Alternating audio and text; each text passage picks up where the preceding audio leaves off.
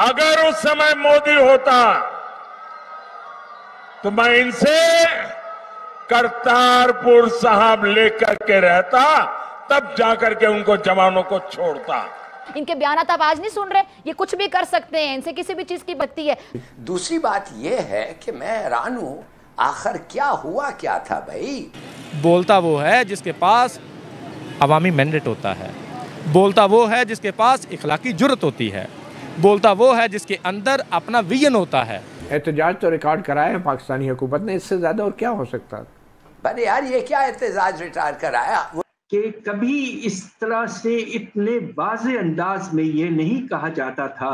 एक तो ये है कि पाकिस्तान के अंदर जो आज़ाद कश्मीर का इलाका है वहाँ दोबारा 27 मई से प्रोटेस्ट शुरू हो रहे हैं, जो हर वाकये के बाद पाक फौज पर ऐसे चढ़ दौड़ते हैं जैसे ये दुश्मन मुल्क की फौज हो। कोई शर्मिंदगी फील नहीं करते कि IMF वाले आके हमें बताएंगे कि किस मद में कितना रखो, टैक्स कितना होगा, बिजली पानी गैस। डॉक्टर साहब, ये जो पपट होते हैं, ये जो चाबी वाले खिलौने होते हैं, ये जो डाका मार के आए होते हैं, इनके अंदर इखलाकी जुर्रत नहीं होती, ये अपना माफी ज़मीर बयान नहीं कर सकते। दूसरी जानिब गैर एलानिया लोड शेडिंग ने आवाम की चीखें निकाल दी हैं। हमारा GDP के percentage of GDP 1.7% of Pakistan GDP education में जाता है। It's shameful. एग्जैक्टली ये बात डेफिनेटली एक दूसरा मौजू हो जाएगा। नमस्ते दोस्तों, जय हिंद। हिंदुस्तान स्पेशल में आपका स्वागत है। दोस्तों, लोकसभा चुनाव के छठे चरण के मतदान से पहले पंजाब के पटियाला में जनसभा को संबोधित करते हुए प्राइम मिनिस्टर मोदी ने पिछली सरकारों पर बंटवारा करने का आरोप लगाया। इन्होंने जिसने सत्ता के लिए देश का बंटवारा किया, और बंटवारा भी ऐसा कि हमको करतारपुर साहिब के दूरबीन से दर्शन करने पड़ते थे और हर कोई इंसान अपमान महसूस करता था। भारत और पाकिस्तान के बीच 1971 की जंग का जिक्र करते हुए प्राइम मिनिस्टर मोदी ने कहा, मैं पिछली सरकारों से कहता हूं कि जब बांग्लादेश की लड़ाई हुई 90,000 से ज्यादा पाकिस्तानी सैनिक सरेंडर कर चुके थे। पाकिस्तानी सैनिक हमारे कब्जे में थे, हुक्म का पत्ता हमारे समर्थन में था। मैं विश्वास से कहता हूं कि अगर उस वक्त मोदी होता तो मैं इनसे करतारपुर साहिब लेकर रहता, तब जाकर उनको छोड़ता। वह तो नहीं कर पाए, लेकिन मुझसे जितना हो पाया मैंने किया। आज करतारपुर साहिब हमारे सामने है। प्राइम मिनिस्टर मोदी ने कहा कि पिछली सरकारों ने राम मंदिर को बनने नहीं दिया था। मान कमर साहब का शेर है, लेकिन मौजूदा सिनेरियो के अंदर बड़ा फिट नजर आता है। ठीक है, अब बात कर लेते हैं कि ये करते हैं ड्रामेबाजी, इसको बोलते हैं नौटंकीबाजी। हम कश्मीर आज़ाद कराएंगे, हम कश्मीर आज़ाद कराएंगे, हमें कश्मीर का दर्द बड़ा होता है। कश्मीरियों को दिया क्या है? जो इनके साथ मिले हुए हैं वो क्या नारे लगा रहे हैं, उनका क्या स्लोगन है? आज पाकिस्तान के साथ उनकी मोहब्बत बढ़ी है या कम हुई है? बहुत कम होगी, बहुत कम। ये हमारे लिए बाइस शर्मिंदगी है। एज ए पाकिस्तानी हम कहते हैं कश्मीर हमारी शाहराग है। क्या किया फिर हमने उसके साथ? सही बात है, बड़े अफसोसनाक मनाज़िर हैं कि वो कश्मीर की बात कर रहा था, कश्मीर से ये करेंगे। भाई वो अपनी मर्जी से सांस नहीं ले सकता, अपनी मर्जी से वो कोई काम कर नहीं सकता। आया किस तरह है सारी दुनिया को पता है। बोलता वो है जिसके पास अवामी मैंडेट होता है, बोलता वो है जिसके पास इखलाकी जुर्रत होती है, बोलता वो है जिसके अंदर अपना विजन होता है।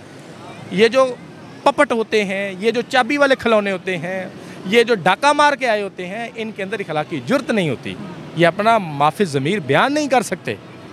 दोस्तों, दो बड़ी इंपॉर्टेंट बातें हैं। एक तो यह है कि पाकिस्तान के अंदर जो आज़ाद कश्मीर का इलाका है वहाँ दोबारा 27 मई से प्रोटेस्ट शुरू हो रहे हैं, और लग ऐसे रहा है कि हुकूमत ने जो 23 अरब रुपए दिए थे आज़ाद कश्मीर की हुकूमत को, उसमें वो पैसे इतने नाकाफ़ी हैं कि उन लोग वो समझते हैं कि हुकूमत पाकिस्तान क्योंकि डर गई, परेशान हो गई, घबरा गई, तो अब मौका है मज़ीद पाकिस्तान पे प्रेशर डालने का।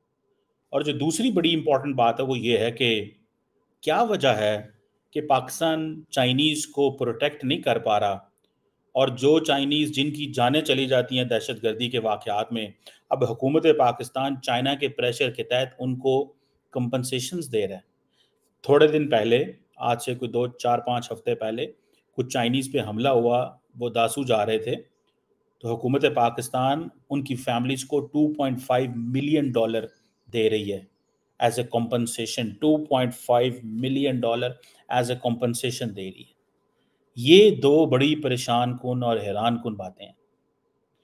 जम्मू कश्मीर के अंदर जो अवामी एक्शन कमेटी है उसने ये जो बात की है कि मुजफ्फराबाद में 27 मई से दोबारा प्रोटेस्ट होंगे, और वो कह रहे हैं कि हमारी जो 8 इम्पोर्टेंट डिमांड्स हैं वो अगर नहीं पूरी होती तो हम ये प्रोटेस्ट जारी रखेंगे। वो उन डिमांड्स में ये आता है कि तमाम हाइड्रो पावर प्रोजेक्ट्स मंगला में हों, मंगला डैम पे हों, जो गवर्नमेंट ऑफ आज़ाद कश्मीर जो है को दिए जाएं। और वो ये भी कह रहे हैं कि जो आज़ाद कश्मीर की टेरिटरी है इसको बिल्कुल लोड शेडिंग फ्री जोन करार दे दिया जाए। और ये भी कह रहे हैं कि जुडिशल कमीशन बनाया जाए जिसमें हाई कोर्ट के जजेस हों, ताकि इन्वेस्टिगेट की जा सके कि जो करप्शन होती है आज़ाद कश्मीर के मुख्तलिफ डिपार्टमेंट्स के अंदर। ये बड़ी इम्पॉर्टेंट चीज़ है कि समझें कि पाकिस्तान की जो हुकूमत है वो अंडर बहुत ज़्यादा सीवियर प्रेशर में है। आपको याद है थोड़ा अर्सा पहले जब पाकिस्तान ने के बारे में, आज़ाद कश्मीर के बारे में, भारत के जो डिफेंस मिनिस्टर हैं राजनाथ सिंह साहब ने ये कहा था, बातें की थी, और उसमें ये कहा था कि वो हमारा है, हम लेंगे। क्या भारत ने कुछ ऐसे इक़दामात शुरू कर दिए हैं? क्या भारत, दो चीज़ें हैं, एक चीज़ तो ये हो सकती है कि भारत की जो लीडरशिप है वहाँ पे उन्होंने एक टेसिट मैसेजिंग की है कश्मीरीज को, क्या देखो इंडियन कश्मीर के अंदर तरक्की है, इंडियन कश्मीर के अंदर फॉरेन इन्वेस्टर्स आके इन्वेस्टमेंट कर रहे हैं, इंडियन कश्मीर के पास पॉलिटिकल राइट्स नहीं है। तो वो कह रहे हैं कि आज़ाद कश्मीर के कश्मीरियों के पास कौन सा पॉलिटिकल राइट्स हैं। मुझे ऐसे लग रहा है ऐसी मैसेजिंग की जा रही है, and social media is playing a key role in that messaging। Social media वो रोल प्ले कर रहा है। ये इन चीज़ों को अंडर एस्टिमेट करना गलत होगा। One shall not under estimate all these things. मुझे लगता है ज़ाती तौर पे कि भारत की जो लीडरशिप है उसकी जो मैसेजिंग थी कश्मीरियों को, that is somewhere down the line into the Indian society. Indian society के अंदर मौजूद, कश्मीरी सोसाइटी के अंदर ज़रूर मौजूद है। क्या होगा, कैसे होगा, क्या बनेगा, ये बातें तो वक्त ही बताएगा। लेकिन फॉर अ मोमेंट ये जो बातें हैं